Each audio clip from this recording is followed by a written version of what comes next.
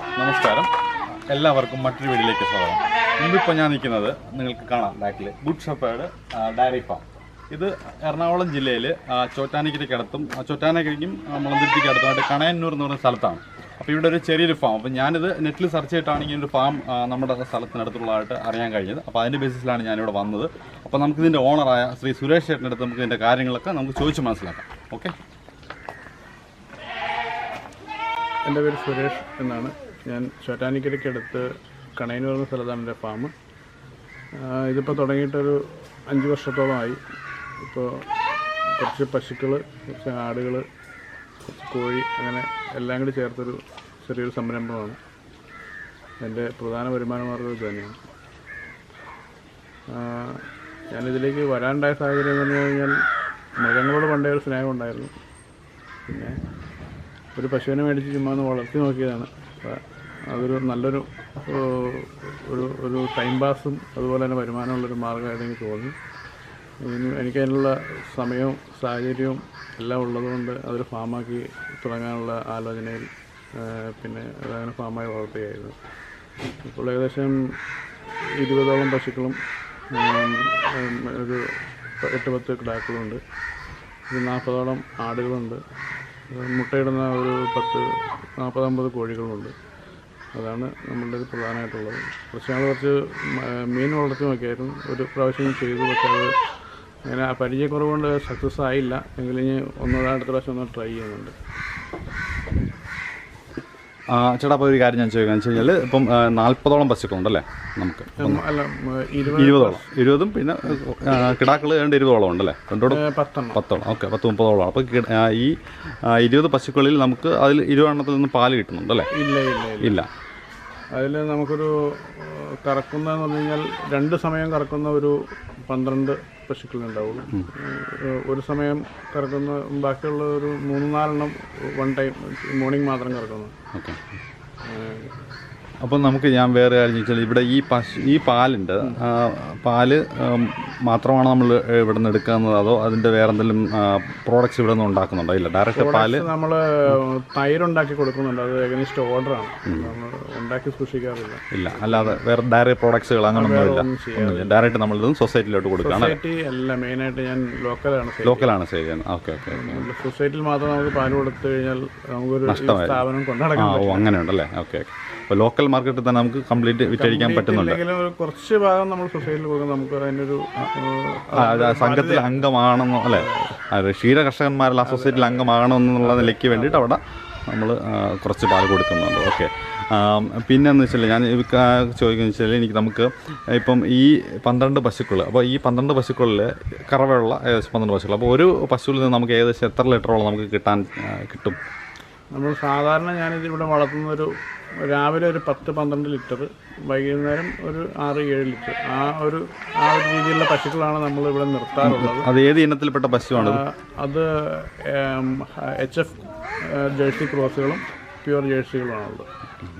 Hybrid പശുക്കൾ നമ്മൾ വളർത്താറില്ല, കാരണം ലോക്കൽ സെയിൽ ചെയ്യുമ്പോൾ അതിന് പാലിന് അതിനനുസരിച്ചുള്ള ഗുണനിലവാരം ഉണ്ടാവില്ലല്ലേ? ഓക്കെ. മീൻസ് അതിൻ്റെ കൊഴുപ്പ്, അതിൻ്റെ തിന്നപ്പൊക്കെ വളരെ കുറവായിരിക്കും. അപ്പോൾ അത് നമ്മൾ ലോക്കൽ വെക്കുമ്പോൾ നമുക്ക് കൂടിയ വിലയ്ക്ക് വെക്കുന്നത്. അപ്പോൾ അത് ആ പാല് ആളുകൾക്ക് അകത്ത് തൃപ്തി നൽകില്ല. അതുകൊണ്ടാണ് ഞങ്ങൾ. അപ്പോൾ ഈ പശുക്കൾ നമ്മൾ എവിടെ നിന്ന് വാങ്ങിയെന്നപ്പോൾ ചേട്ടൻ?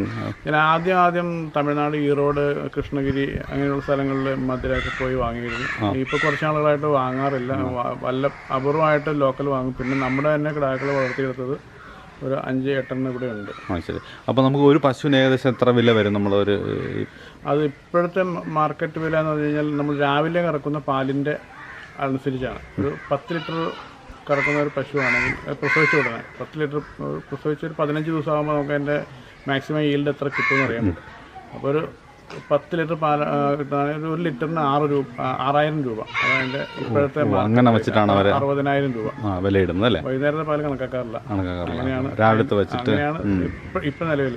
ഞാൻ തുടങ്ങുന്ന സമയത്ത് 4,000 രൂപയാണ് ആയിരുന്നു. ഇപ്പോൾ അത് വന്നിട്ട് 6,000 രൂപയായി. അപ്പോൾ നമ്മളൊരു 10 ലിറ്റർ രാവിലെ കിട്ടുന്ന പശുവിന് സ്വാഭാവിക ഒരു 5-6 ലിറ്റർ വൈകുന്നേരം കിട്ടും. മൊത്തം ഒരു 16 ലിറ്റർ കിട്ടിക്കഴിഞ്ഞാൽ ഒരു 60,000 രൂപ വരും. പിന്നെ പശുവിൻ്റെ ബോഡി സൈസ് നോക്കും. ഇത്തിരി നല്ല കാണാനും വലിപ്പമൊക്കെ ഉള്ളതാണെങ്കിൽ മാർജിൻ ചെറുതായിട്ട് 5,000-10,000 ചിലപ്പോൾ കൂടുതൽ കൊടുക്കേണ്ടി വരും. അപ്പോൾ നമുക്ക് ഏകദേശം അപ്പോൾ അത്തരത്തിലുള്ള ഒരു പശുവിൽ നിന്ന് രാവിലെ ഒരു 8 ലിറ്റർ പാല് കിട്ടും അല്ലേ? അതുപോലെ വൈകുന്നേരം ഒരു 10 കിട്ടും. 10 തന്നെ രാവിലെ കിട്ടും, വൈകുന്നേരം ഒരു 6 കിട്ടും. റഫ്ലി നമുക്കൊരു 15 ലിറ്റർ നമുക്ക് ഡെയിലി കിട്ടും അല്ലേ ഒരു പശുവിൽ നിന്ന്. അപ്പോൾ ആ 12 പശുവാണ് നമ്മൾക്ക് ഇപ്പോൾ ഉള്ളത്. ബാക്കി 8 ഒരു നമ്മൾ പ്രസവിച്ച ഉള്ള പാലിൻ്റെ അളവാണ് ഈ പറയുന്നത്. ഇതൊരു 2 മാസമൊക്കെ ആകുമ്പോൾ അത് ഗ്രാജുവലായിട്ട് കുറഞ്ഞു വരും. എങ്കിലും അത് അടുത്ത പ്രാവശ്യം നമ്മുടെ ഒരു 2 മാസം നമ്മളൊരു കറ വിടുന്നൊരു സമയമുണ്ട് അടുത്ത പ്രസവത്തിന് മുമ്പ്. അതുവരെ നമുക്ക് ഏകദേശം ഈ ആദ്യം 10 ലിറ്റർ കിട്ടിയ പശുവിനും എങ്ങനെ പോയാലും നമ്മൾ കറവ നിർത്തുമ്പോൾ ഒരു 6 ലിറ്റർ കിട്ടിക്കൊണ്ടിരിക്കും. എങ്കിലും നമുക്കത് മെയിൻറ്റെയിൻ ചെയ്ത് പോകാൻ പറ്റും. പിന്നെ തീറ്റ എങ്ങനെയാണ്? അതായത് നമ്മൾ എന്തൊക്കെ തീറ്റകളാണ് പിന്നെ കൊടുക്കുന്നത്? പ്രധാനമായിട്ട് കൊടുക്കുന്നത് പൈനാപ്പിളിൻ്റെ ലീഫാണ് കൊടുക്കുന്നത്. പൈനാപ്പിളിൻ്റെ ഇല്ല. അപ്പോൾ അത് കൃഷി ചെയ്യുമോ? ഇല്ല, അത് നമുക്ക് ലോക്കൽ കിട്ടുന്നതാണ്. അത് നമുക്കിവിടെ ലോഡായിട്ട് ഇറക്കും. നമ്മളതിന് ചാക്ക് കട്ടറുണ്ട്, ഞാൻ കാണിച്ചു തരാം. അതിലിട്ട് നമ്മൾ അരിഞ്ഞിട്ട് ചെറുതാക്കി പശു കൊടുക്കണേ. പിന്നെ പുല്ലുണ്ടായിരുന്നു, ഇപ്പോൾ റീപ്ലാന്റ് ചെയ്യേണ്ട സമയമായി. 3 വർഷമൊക്കെയാണ് സാധാരണ കിട്ടുന്നത്. ഇത് 4 വർഷമായി. പിന്നെ ഇത് അടുത്ത മഴയ്ക്ക് മുമ്പായിട്ട് ഇതെല്ലാം ഒന്ന് മണ്ണൊക്കെ ഇളക്കിയിട്ട് പുതിയതായിട്ട് വെച്ചുകൂടി. അപ്പോൾ ഇത് രണ്ടുമാണ് മെയിൻ തീറ്റകൾ അല്ലേ? പിന്നെ അതുകൂടാതെ വേറെ കാലിത്തീറ്റ അല്ലാതെ വാങ്ങാൻ നമ്മൾ കൊടുക്കാറുണ്ടോ അല്ലേ? ഓക്കെ. അപ്പോൾ നമുക്കൊന്ന് ഫാം ഒന്ന് അകത്തു പോയി കാണാം വിശദമായിട്ട്. ഓക്കെ.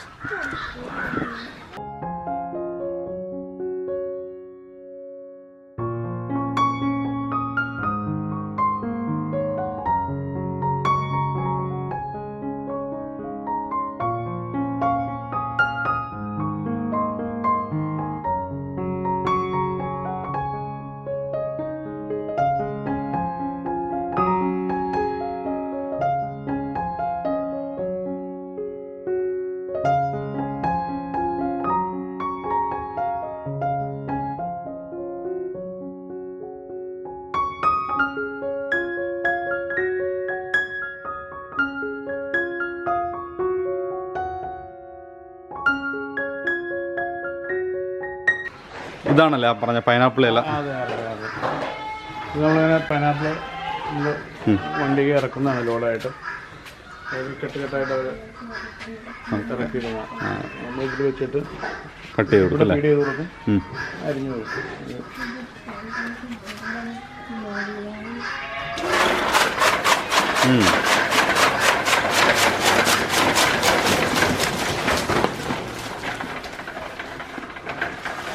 ആദ്യമായിട്ടാണ് ഇങ്ങനെ ഈ പൈനാപ്പിളിൻ്റെ എല്ലാം ഇങ്ങനെ തീറ്റയായിട്ട് കൊടുക്കുമെന്ന് അറിയുന്നത് നമ്മൾ ആദ്യമായിട്ടാണ് ആക്ച്വലി. നമുക്ക് നേരത്തെ അറിയില്ല അങ്ങനത്തെ കാര്യത്തെ പറ്റി. ഇല്ല അല്ലേ? അപ്പോൾ ഇതെങ്ങനെ ഇതിന് ഒരു കെട്ടിന് എത്രത്തോളം വില വരും നമുക്ക്? നമുക്ക് ഒരു ലോഡ് എന്ന് പറഞ്ഞു കഴിഞ്ഞാൽ പിക്കപ്പാണ്. ഒരു 60-65 ചേട്ടുണ്ടാവും.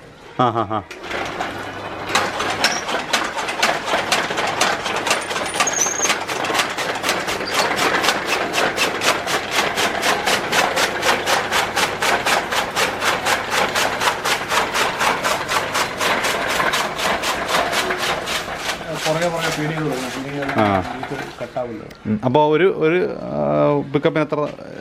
ഒരു 3000 അത്രയൊക്കെ ആവും അല്ലേ? ഒരാഴ്ചയിൽ ഒരു 3 ലോഡ് വേണം. ആണല്ലേ? ഓക്കെ. അപ്പോൾ ഈ ചേട്ടൻ വേറെ കാണിച്ചാൽ നമ്മൾ ഈ പശുക്കൾക്ക് എന്തൊക്കെ അസുഖങ്ങൾ വരാനുള്ള ചാൻസ് ഉണ്ടാവും? പകർച്ചവ്യാധികൾ പലതും ഉണ്ട്.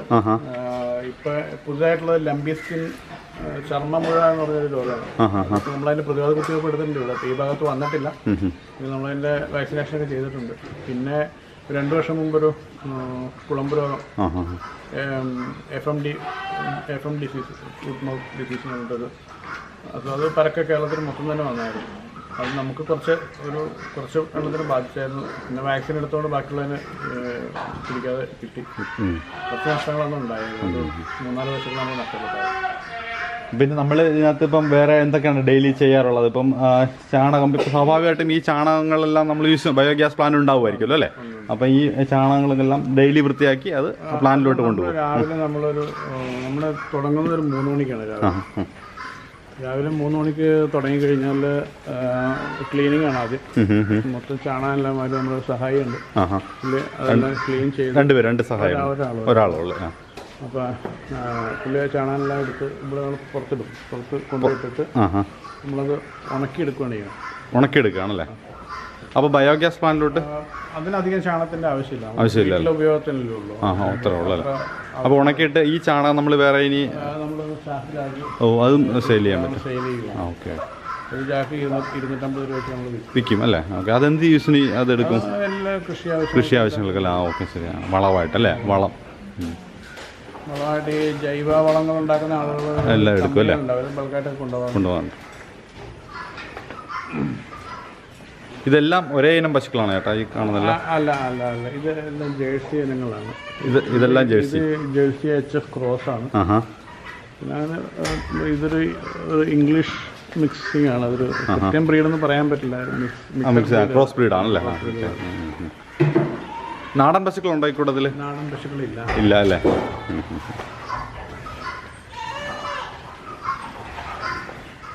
ഞാൻ കിടക്കുന്നൊരു നല്ല ജേഴ്സി പശുവാണ് ഈ കിടക്കുന്നല്ലേ. ഇതൊരു വേറെ ഒരു ഇനാണ്, പേരെനിക്കറിയില്ല. ഇണക്കമുള്ളൊരു ഇതല്ലേ. നമ്മൾ അനങ്ങൊന്നുമില്ല ആണല്ലേ.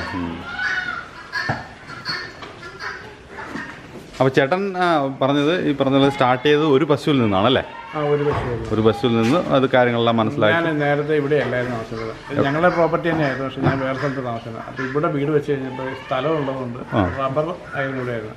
റബ്ബർ വിലയില്ലാതെ വന്നപ്പോൾ നമ്മൾ റബ്ബർ പ്ലാന്റ് ആയതുകൊണ്ട് കാര്യമില്ല. അപ്പോൾ നമ്മൾ വേറെ എന്തെങ്കിലും ചെയ്യാമെന്ന് വിചാരിച്ചു. അപ്പോൾ അങ്ങനെ ഇരുന്നപ്പോഴാണ് ഒരു പശുവിനെ വളർത്താം, പുല്ലൊക്കെ ധാരാളം ഉണ്ട്. അപ്പോൾ എന്ന് വിചാരിച്ചൊരു പശുവിനെ ആദ്യം സ്റ്റാർട്ട് ചെയ്ത് കഴിഞ്ഞപ്പോൾ അതിൻ്റെ കറവ് തീർന്നപ്പോൾ എന്തായാലും കുറേ പേര് കസ്റ്റമേഴ്സ് വന്നു ഇങ്ങനെ പാല് മേടിക്കാൻ. അപ്പോൾ അവർക്ക് പാല് കൊടുക്കാൻ വീണ്ടും ഒരെണ്ണത്തിന് വാങ്ങി.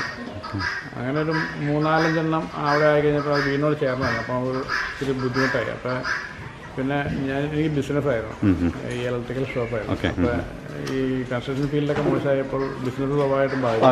അപ്പോൾ ഞാൻ വിചാരിച്ച് എനിക്കത് ഇതിൽ ഒന്നിച്ച് കൊണ്ടുപോകാനും പറ്റില്ല. പിന്നെ അതന്നെ ഡ്രോപ്പ് ചെയ്തു ഫുൾ ടൈം. പിന്നെ ഇതിലേക്ക് ഇതിൽ നല്ല ഇൻവെസ്റ്റ്മെൻറ്റ് നമ്മൾ ചെയ്തും പോയി. പിന്നെ ഇതിൽ നിന്ന് മാറാൻ പറ്റില്ല. അപ്പോൾ ഇപ്പം എന്ത് തോന്നുന്നു തിരിഞ്ഞു നോക്കുമ്പോൾ? അത് നല്ല തീരുമാനമായിരുന്നു. തീർച്ചയായിട്ടും അതന്നെയായിരുന്നു നല്ല തീരുമാനം അല്ലേ ഇപ്പോഴത്തെ സാഹചര്യത്തിൽ? അതെ, സ്വന്തമായി ഇത് വരുമാനം സ്വന്തമായി ചെയ്ത് അപ്പോൾ അതിനകത്ത് നമുക്ക് ഒരു സാറ്റിസ്ഫാക്ഷനും ഉണ്ടാവുമല്ലോ തീർച്ചയായിട്ടും അല്ലേ. അപ്പോൾ ഇതുപോലെ ഇപ്പോൾ ഈ പശു ഫാമിൽ രാവിലെ വന്ന് കയറുമ്പോൾ ഇതിൻ്റെ കരച്ചിലൊക്കെ കേൾക്കുമ്പോൾ സ്വാഭാവികമായിട്ട് നമുക്കൊരു ഓക്കെ. ചേട്ടാ ഇനിയിപ്പം ഞാൻ ചോദിക്കുന്നത് വെച്ച് കഴിഞ്ഞാൽ ഇപ്പം ഞാനൊരു പ്രവാസിയാണ്, ഇപ്പം വെളിയിലൊക്കെ വർക്ക് ചെയ്ത വ്യക്തിയാണ്. അപ്പം നമ്മൾ സ്വാഭാവികമായിട്ട് വിദേശത്ത് താമസിക്കുന്നവർക്ക് എല്ലാവരുടെ ആഗ്രഹം എന്ന് വെച്ചാൽ നാട്ടിൽ വന്നൊരു ഫാം തുടങ്ങുക എന്നുള്ളതാണ്. എല്ലാവർക്കും ഒരു ആദ്യം വരുന്ന ഫാം എന്ന് പറയുമ്പോഴത്തേക്ക് കാറ്റിൽ ഫാം തന്നെയാണ് ആദ്യം വരുന്നത്. കുറേ പശുക്കളൊക്കെ ആയിട്ട് ഈ ഒരു രീതിയിലൊക്കെ തുടങ്ങാൻ പറ്റിയാൽ വലിയൊരു കാര്യമായിട്ടാണ് എല്ലാവരും കാണുന്നത്. അപ്പോൾ അങ്ങനെയുള്ള ഒരുപാട് സുഹൃത്തുക്കൾ എനിക്കും അറിയാം, പലരും ഇപ്പം നമ്മൾ ഈ വീഡിയോ കാണുന്ന പലർക്കും ഇതുപോലെ ആഗ്രഹം ഉണ്ടാകും. അപ്പോൾ അവരോട് ചേട്ടന് പറയാനായിട്ട് എന്തെങ്കിലും ഉണ്ടോ? അതായത് നമുക്ക് എന്തൊക്കെ ശ്രദ്ധിക്കണം, അല്ലെ എത്ര ലാൻഡ്? എനിക്ക് 2-3 കാര്യങ്ങൾ പറയാനുണ്ട്. അതെ, അതാണ് നമുക്ക് വേണ്ടത്. കാരണം ഞാൻ സാധാരണ ഇങ്ങനെയുള്ള വീഡിയോകളിൽ സാധാരണ എല്ലാം പറയും നല്ലതാണ്, ഭയങ്കര ലാഭമാണ്, എല്ലാവർക്കും തുടങ്ങുന്നത്. ആരെയും ഞാൻ പ്രോത്സാഹിപ്പിക്കുന്നു. എന്തുകൊണ്ടാണത്? എന്തുകൊണ്ടാണെന്ന് വെച്ച് കഴിഞ്ഞാൽ നമ്മളിത് ഇങ്ങനെയുള്ള വീഡിയോകളും TV-യിലെ പ്രോഗ്രാമുകളൊക്കെ കാണുമ്പോൾ അതിനകത്ത് എല്ലാം ഇതിനെല്ലാം എൻകറേജ് ചെയ്യുന്ന കാര്യങ്ങളെ പറയുകയുള്ളൂ. അതെ. പ്രത്യേകിച്ച് TV പ്രോഗ്രാമുകൾ. കാരണം അതെല്ലാം സ്പോൺസർ ചെയ്യുന്ന ഒന്നുകിൽ മരുന്ന് കമ്പനികൾ പ്രോഗ്രാം സ്പോൺസർ ചെയ്യുന്നത്, അല്ലെങ്കിൽ കാലിത്തീറ്റ കമ്പനികൾ. അവർക്കിത് നല്ലതാണെന്നേ പറയാൻ സാധിക്കുള്ളൂ. അങ്ങനെ രീതിയിൽ അവർ വീഡിയോ ചെയ്യുള്ളൂ. അങ്ങനെ ഒരു കാര്യമുണ്ട്, അത് റിയൽ ഫാക്റ്റാണ് ഞാൻ പറയുന്നത്. ഒരു ഹിഡൻ ഉണ്ടല്ലേ, ഹിഡൻ ആയിട്ടൊരു സ്ട്രാറ്റജി ഉണ്ട്. എങ്ങനെയാണെന്ന് എനിക്കറിയില്ല. അതെ, അതിനകത്തുണ്ടാകാൻ വഴിയില്ല. കാരണം ഇപ്പം നമ്മളിപ്പം ഞാൻ പറഞ്ഞില്ല, ഞാൻ എന്തുകൊണ്ട് വന്നു എന്ന് വെച്ച് കഴിഞ്ഞാൽ ഞാൻ ഇത്തരം വീഡിയോകൾ കാണുമായിരുന്നു. അവിടെ ഇരുന്ന സമയത്ത് ഇതുപോലുള്ള ഫാമുകൾ അല്ലെങ്കിൽ റിലേറ്റഡ് ആയിട്ടുള്ള കൃഷി റിലേറ്റഡ് ആയിട്ടുള്ള കാണും. കാരണം ഇൻട്രസ്റ്റ് ആണ് നമുക്ക് ഇതുപോലെ ചെയ്യണം എന്നുള്ള രീതിയിൽ. ചെയ്യാൻ സാധിച്ചിട്ടില്ല, പക്ഷേ എപ്പോഴെങ്കിലും ചെയ്യണമെന്ന് ആഗ്രഹമുള്ളൂ. അപ്പോൾ എൻ്റെ റൂംമേറ്റ്സ് ആയാലും മറ്റുള്ള ഒരുപാട് പേര് ഞങ്ങൾ ഇതിനെപ്പറ്റി ഡിസ്കസ് ചെയ്യാറുണ്ട്. അപ്പോൾ ഞാനിപ്പോൾ നാട്ടിൽ വന്നപ്പോഴത്തേക്ക് അതിൽ കൂടുതലായിട്ട് അറിയാൻ വേണ്ടിയിട്ടാണ് ഫാമുകൾ ഡയറക്റ്റ് വിസിറ്റ് ചെയ്ത് അവരുടെ എക്സ്പീരിയൻസ് പ്രേക്ഷകരിലേക്ക് എത്തിക്കാൻ നോക്കുന്നത്. അപ്പോൾ അതുകൊണ്ടാണ് ജെന്യൂനായിട്ട് ഞാൻ ചേട്ടനോട് ചോദിക്കുന്നതും. ഞാൻ പറയുന്നത്, അപ്പോൾ നമ്മൾ ഒരു കാരണവശാലും ആ വീഡിയോ കണ്ട് ഇൻസ്പയർ ആവാം, പക്ഷേ ചാടി പുറപ്പെട്ട് ചെയ്യരുത്. കാരണം അത് എല്ലാവർക്കും സാധിക്കുന്ന ഒരു കാര്യമല്ല. നമ്മളത് പുറമേ നോക്കുമ്പോൾ കുഴപ്പമില്ല, ഒരു ഷെഡ് പണിതാൽ മതി, കുറച്ച് പശുക്കളെ മേടിച്ച് നിർത്തിയാൽ മതി, പാലിങ്ങനെ കിട്ടിക്കൊണ്ടിരിക്കണം, തീറ്റ അങ്ങ് ഇട്ട് കൊടുത്താൽ മതി. പക്ഷേ ഇതിനകത്ത് നമ്മൾ പേഴ്സണൽ കെയർ ചെയ്യേണ്ട ഒത്തിരി കാര്യങ്ങളുണ്ട്. നമുക്കൊരു ഫാക്ടറി ഇടാം, കുറച്ച് തൊഴിലാളികൾ നിർത്തി നമുക്ക് എന്തെങ്കിലും പ്രോഗ്രസ് ഉണ്ടാക്കാം. പക്ഷേ ഇവിടെ നിൽക്കുന്ന നമ്മുടെ മെഷീനറികളെല്ലാം ജീവനുള്ളതാണ്. അതാണ് വ്യത്യാസം. മറ്റതെല്ലാം മെഷീനറികളാണ്. അപ്പം അതിന് പേഴ്സണൽ കെയർ തന്നെ വേണം. അല്ലെങ്കിൽ ഒരു മാനേജർ വെച്ച് അല്ലെങ്കിൽ ജോലിക്കാരൻ ചെയ്തോളൂ എന്ന് വിചാരിച്ചു കഴിഞ്ഞാൽ അത് ഒരു കാരണവശാലും ശരിയാവില്ല. നമ്മുടെ വ്യക്തിപരമായ നമുക്ക് ഒരു ദിവസം പോലും മാറി നിൽക്കാതെ ചെയ്യുവാണെങ്കിൽ ഏറ്റവും ബെസ്റ്റ് അതാണ്. കാരണം ഇപ്പോൾ രാവിലെ വന്നു നമ്മൾ പേഴ്സണലായിട്ട് നോക്കിയില്ലെങ്കിൽ ചിലപ്പോൾ ഒരു അകിടൊരു വീക്കായിരിക്കും. നമ്മൾ രാവിലെ വരുമ്പോഴായിരിക്കും കാണുന്നത്. ജോലിക്കാരൻ ചിലപ്പോൾ ശ്രദ്ധിക്കത്തില്ല. അത് ശരിയാണ്. നമ്മളപ്പോൾ തന്നെ അതിന് വേണ്ട മെഡിസിൻ കൊടുത്തു കഴിഞ്ഞാൽ അത് പെട്ടെന്ന് ക്യൂറാവും. നമ്മളത് കാണാതിരുന്ന് ഒരു 3, 4, 5 മണിക്കൂർ വൈകി കഴിഞ്ഞാൽ തന്നെ അത് അതിൻ്റെ സ്റ്റേജ് മാറി പിന്നെ അത് റിക്കവറായി വരാൻ സമയമെടുക്കും. ചിലപ്പോൾ റിക്കവർ ആയില്ലെന്നും വരും. അങ്ങനെയുള്ള പല നഷ്ടങ്ങൾ നമുക്ക് വരും. പിന്നെ നമ്മൾ മാക്സിമം പശുക്കളെ ഇൻഷുർ ചെയ്യാൻ ശ്രമിക്കണം. കാരണം ജീവനുള്ള സംഭവമാണ്. തീർച്ചയായിട്ടും. അങ്ങനെയുള്ള പിന്നെ കഴിയുന്നതും ലോണുകൾ എടുത്ത് ചെയ്യാതിരിക്കും. അത് ചിലപ്പോൾ ഇത് എങ്ങനെ ഫ്ലോപ്പ് ആകും ഒന്നും പറയാൻ സാധിക്കില്ല. ഹ്യൂജ് എമൗണ്ട് മീൻസ് ലോൺ എടുക്കാതിരിക്കും. ഈ എമൗണ്ട് ഓക്കെ കുഴപ്പമില്ല. പിന്നെ ലോണുകൾ തരാൻ ബാങ്കുകൾ എപ്പോഴും നമുക്ക് ഗവൺമെന്റിൽ നിന്നുള്ള സബ്സിഡികളും കിട്ടുമോ? സബ്സിഡികൾ എന്ന് പറഞ്ഞാൽ സബ്സിഡികളിലും പല കാര്യങ്ങളുണ്ട്. നമ്മൾ ഇതിൽ പുറകെ അന്വേഷിച്ചിരിക്കണം. ഒരു ഡിപ്പാർട്ട്മെൻറ്റും നമുക്ക് സബ്സിഡി തരാമെന്ന് പറഞ്ഞ് നമ്മുടെ പുറകെ വരില്ല. നമ്മളിത് അന്വേഷിച്ച് എവിടെ നിന്ന് കിട്ടുമെന്ന് അന്വേഷിച്ച് നടന്നു കഴിഞ്ഞാൽ നമുക്ക് കുറേയധികം സബ്സിഡികൾ നേടിയെടുക്കാൻ സാധിക്കും. നമുക്ക് ആരും കൊണ്ടുവന്നില്ല ഇതിനകത്ത്. അല്ല, അപ്പോൾ കിട്ടും. അപ്പോൾ ഗവൺമെൻറ് സബ്സിഡി ഉണ്ട് അല്ലേ? അത് എത്ര പെർസെൻറ്റേജ്, എത്രത്തോളം? അതങ്ങനെ പല കാര്യങ്ങൾക്ക് കിട്ടും. തൊഴുത്ത് പണിയാൻ ചില സബ്സിഡി കിട്ടും. അങ്ങനെയാണ് സബ്സിഡി കിട്ടും. പശുക്കളുടെ ഈ കന്നുകുട്ടികളെ വളർത്താനുള്ള തീറ്റയ്ക്കുള്ള സബ്സിഡി കിട്ടും. പുല്ല് നടാനുള്ള സബ്സിഡി കിട്ടും. അങ്ങനെ വെച്ചാൽ നമ്മൾ മുടക്കുന്ന എമൗണ്ട് ആയിട്ട് തട്ടിച്ച് നോക്കുമ്പോൾ വളരെ തുച്ഛമായി 5% പോലും നമുക്ക് കിട്ടില്ല. പിന്നെ പറയുമ്പോൾ സബ്സിഡി കിട്ടും, ലാഭം. അതെ, കിട്ടിയാൽ അത്രയും കാര്യം എന്നുള്ള രീതിയിൽ. അപ്പം അല്ലെങ്കിൽ വേറെ എന്തെങ്കിലും ഉപദേശം കൊടുക്കാനുണ്ടോ? അതായത് എങ്ങനെ സ്റ്റാർട്ട് ചെയ്യണം? അപ്പോൾ സപ്പോസ് സ്റ്റാർട്ട് ചെയ്യാൻ ഒരുപാട് പേര് റെഡി ആയിട്ടുണ്ട്. അപ്പം അവർക്ക് എന്ത് ഉപദേശമാണ് കൊടുക്കാനുള്ളത്? എത്ര സ്റ്റാർട്ട് ചെയ്യുമ്പം എത്ര പശുക്കൾ വെച്ച് തുടങ്ങണം, അല്ലെങ്കിൽ എത്രത്തോളം ഇൻവെസ്റ്റ് ചെയ്യണം? എനിക്ക് പറയാനുള്ളത്, ഒരു പശുവിനെ ആദ്യം മേടിക്കണം. ഒരു പശുവിനെ മേടിച്ച് നിങ്ങൾ സ്വന്തമായിട്ട് വളർത്തണം. നിങ്ങളതിന് ചാണകം വാരണം, അതിനെ കുളിപ്പിക്കണം, അതിനെ കറക്കണം. നിങ്ങളതിൻ്റെ എല്ലാ കാര്യങ്ങളും സ്വന്തമായിട്ട് ചെയ്യണം. ഒരു 3 മാസം അതിനെ വളർത്തിയിട്ട് നിങ്ങൾ അടുത്തൊരു പശുവിനോട് വാങ്ങിക്കണം. 2 പശു, അങ്ങനെ ഒരു 4-5 പശു സ്വന്തമായിട്ട് ചെയ്യണം. ഒരാളുടെ പോലും ഹെൽപ്പില്ല, സ്വന്തമായിട്ട് ചെയ്യണം. ചാണകം വരാൻ അറച്ചിട്ട് കാര്യമില്ല. നമ്മൾ അറപ്പുള്ളവർക്ക് പറ്റി. അതെ, തീർച്ചയായിട്ടും. അപ്പം നമ്മളത് സ്വന്തമായിട്ട് 4-5 പശുക്കളായി കഴിയുമ്പോൾ നമുക്ക് ഇതിൻ്റെ കാര്യങ്ങൾ മനസ്സിലാക്കും. ഒരു പശു എത്ര ലിറ്റർ കിട്ടും, എങ്ങനെ കറക്കും, എങ്ങനെ അത് മതിലക്ഷണം എപ്പോൾ കാണിക്കും, ഇതെല്ലാം നമുക്ക് സ്വന്തമായിട്ട് അറിയാൻ പറ്റും. അത് ഏത് സമയത്ത് കുത്തിവെപ്പിക്കണം, ഇതിനെന്തൊക്കെ അസുഖങ്ങൾ വരാം. ഏകദേശം ഒരു 4-5 പശുക്കൾ വളർത്തുമ്പോഴത്തേക്കും സ്റ്റെപ്പ് ബൈ സ്റ്റെപ്പായിട്ട് 5 പശുവൊക്കെ എത്തുമ്പോൾ നമുക്കിതിൻ്റെ പൂർണ്ണമായിട്ട് അപ്പോൾ നമുക്കൊരു 1.5 വർഷം ചിലപ്പോൾ എടുക്കും. അപ്പോൾ നമ്മളൊരു കോഴ്സ് ചെയ്യുക മാത്രം കൂട്ടിയാൽ ഒരു 1.5 വർഷം ട്രെയിനിങ് പീരീഡ്. എന്ത് ചെയ്യണമെങ്കിലും അതിനൊരു മിനിമം ക്വാളിഫിക്കേഷൻ വേണം. തീർച്ചയായിട്ടും വേണം. അപ്പം പണ്ടത്തെ നമ്മുടെ നാടൻ പശു അല്ലേ, 1-2 പറയുന്ന പശുവിന് അത്രയും കെയർ ആവശ്യമില്ല. ഇപ്പോഴത്തെ പശുക്കൾ കൂടുതൽ കെയർ വേണം. അപ്പോൾ നമ്മളതനുസരിച്ച് ഒരു 1.5 വർഷമെങ്കിലും നമ്മളൊരു 4-5 പശുക്കൾ വരെ വളർത്തി ശീലിച്ച ശേഷം അപ്പോൾ നമ്മൾ അധികം വലിയ ഷെഡുകളൊന്നും പണിയണ്ട. ടെമ്പററി ഷെഡ് പണിത് നോക്കിയാൽ മതി. അപ്പോൾ കാരണം നമുക്ക് ഇത്ര ആകുമ്പോഴും നമുക്ക് തോന്നുന്നത് നമ്മളെ കൊണ്ട് സാധിക്കുന്ന കാര്യമൊന്നും നമുക്ക് ഡ്രോപ്പ് ചെയ്യാം. വലിയ നഷ്ടം ഉണ്ടാവില്ല. എന്നിട്ട് നമ്മൾ ഇതിലേക്ക് ഇറങ്ങാൻ പാടുള്ളൂ എന്നാണ് എനിക്ക് പറയാനുള്ളത്. പിന്നെ കഴിയുമെങ്കിൽ ഈ ഭാഗത്തൊക്കെ പൈനാപ്പിൾ കിട്ടുന്നുണ്ട്. കേരളത്തിൽ ഉടനീളം കിട്ടുന്ന സംഭവമല്ല.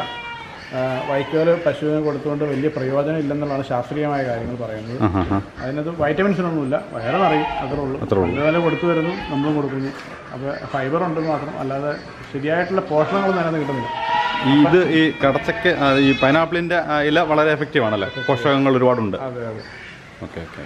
അപ്പോൾ പുല്ല് നടാനുള്ള ഒരു സൗകര്യമാണ് നമ്മൾ വേണം. പുല്ല്, അതുപോലെ ഏറ്റവും പ്രധാനം വെള്ളം സർപ്ലസ് വെള്ളം വേണം. നമ്മൾ ഉദ്ദേശിക്കുന്നത് പോരാ. ക്ലീനിങ് കഴുകാനായാലും എല്ലാത്തിനും കൂടി നല്ലൊരു, എനിക്കിപ്പോൾ ഇതിനകത്ത് ഏകദേശം ഒരു 6000 ലിറ്ററോളം വെള്ളം ഒരു ദിവസം വേണം. ഒരു ദിവസം 6000 ലിറ്റർ വെള്ളം വേണ്ടി വരും. ബോർവെല്ലുള്ളതുകൊണ്ടാണ് നമുക്ക് ചെയ്യാൻ പറ്റുന്നത്.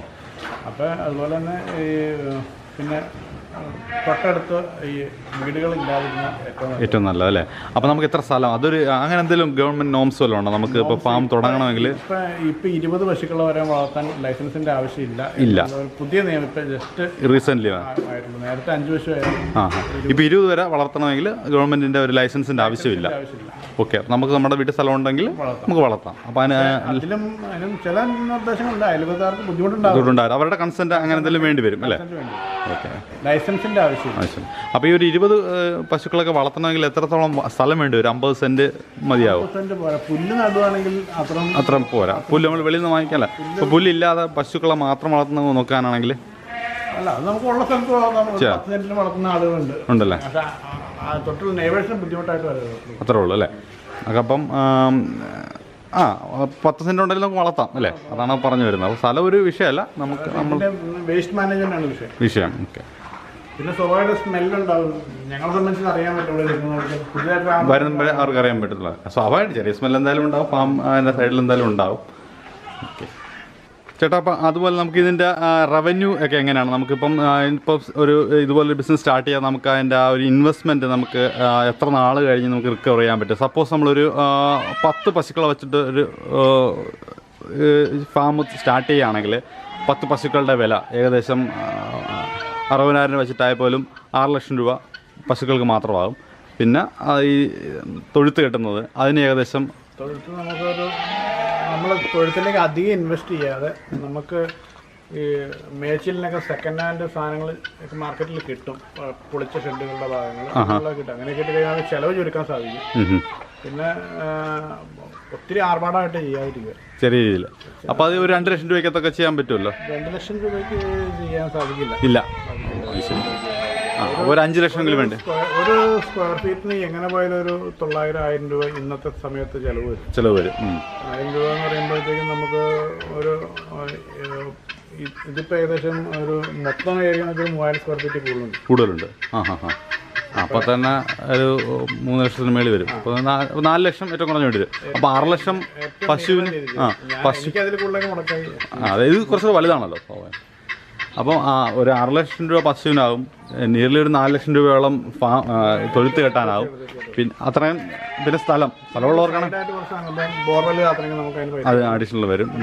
ബയോഗ്യാസ് ഉണ്ടാക്കുന്നതിന് അത് വേണ്ടി വരും. പിന്നെ നമ്മൾ ഗോബർ ചാണകം ഇടാനുള്ള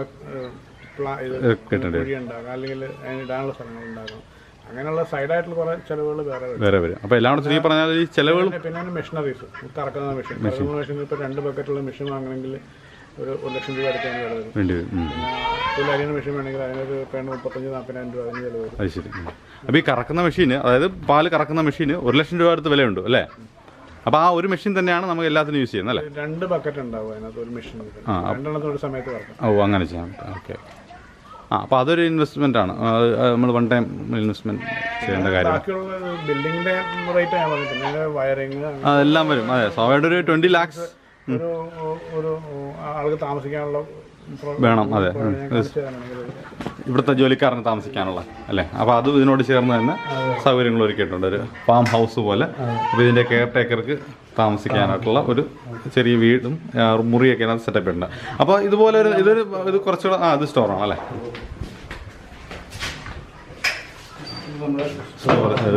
കാലിത്തീറ്റകളൊക്കെ സ്റ്റോർ ചെയ്യുന്നു. മെഡിസിൻ.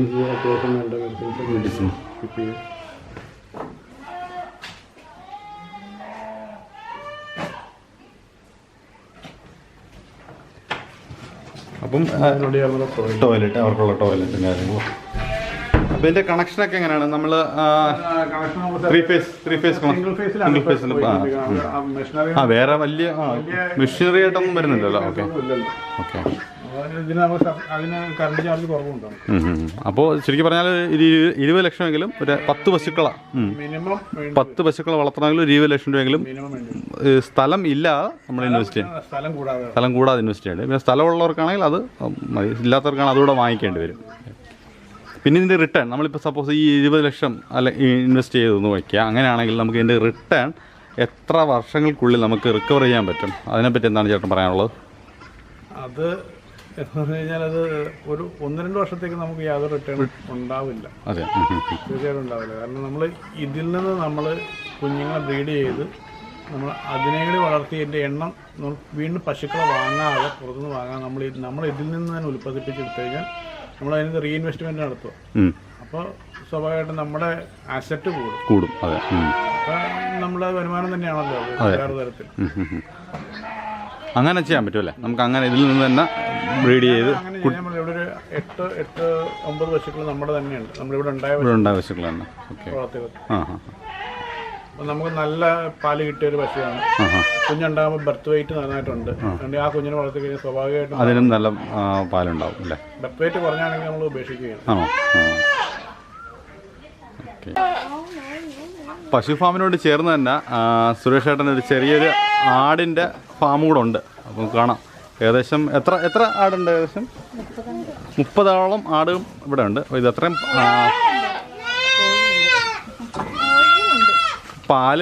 പാലിന് വേണ്ടിയിട്ടല്ല, കൂടുതലും കുട്ടികളെ വിൽക്കാൻ വേണ്ടിയിട്ടാണെന്നാണ് പറഞ്ഞത്. പാല് കുറവാണ് ഇതിന് കിട്ടുന്നത്. ഇത് കൂടാതെ കുറേ കോഴികളുണ്ട്. നമുക്ക് കാണാം.